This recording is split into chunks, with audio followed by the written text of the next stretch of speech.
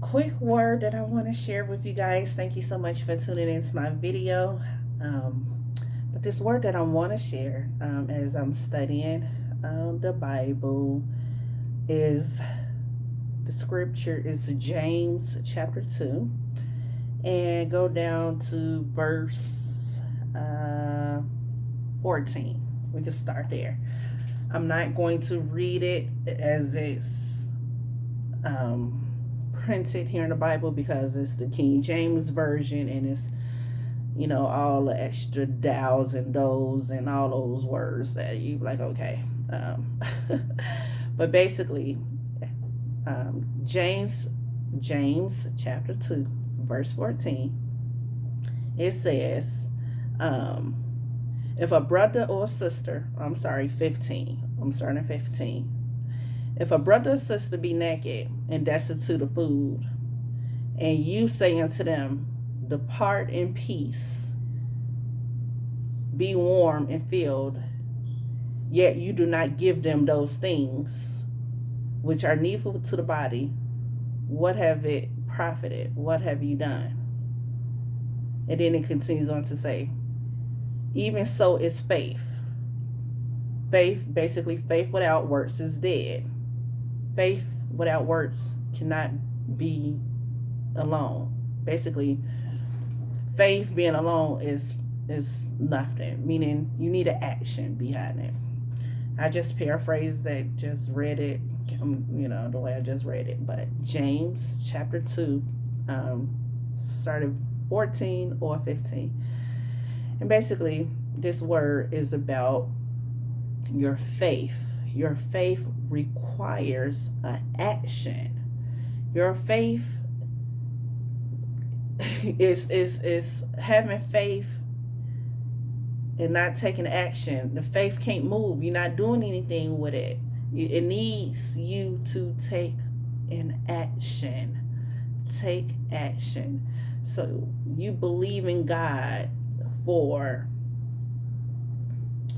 a brand new car, but you're not taking the faith of going to the dealership and test driving the new car. You have to put an action behind whatever it is. I'm sorry that I use something so materialistic. You having the faith for your health, or your gifts of the spirit, and you're like, God, I know you can give me the ability to comprehend or interpret tongues, but you not going into situations where you're listening and hearing tongues and practicing the interpretation of them, or like you're not putting yourself, you're not taking the actions. You have the faith that you can receive these gifts, you have the faith that you can accomplish these things, but you're not putting the action behind it to get any of it done. And I would use the example of Moses when before Moses even became the leader of the people, God had Moses practicing in the wilderness, with the rod. He had him throw the rod down, and the rod turned into a snake. And then he picked the rod back up, and it turned from a snake back into the rod, back into the stick. And he was in the wilderness with the faith, practicing, taking action. That rod, if he didn't listen to what God told him to do, to throw it down on the ground and have the faith that it was going to turn into a snake, if he would have held on to it in his hand, it couldn't take place, because God is telling him, let the rod go, throw it on the ground. Like an action, it's an action that you have to take. So please put action behind your faith. Action behind your faith. Again, the Bible refers to he used the example, James used the example, say if your brother or sister is naked and without food, they're hungry, and you tell them, go, be in peace.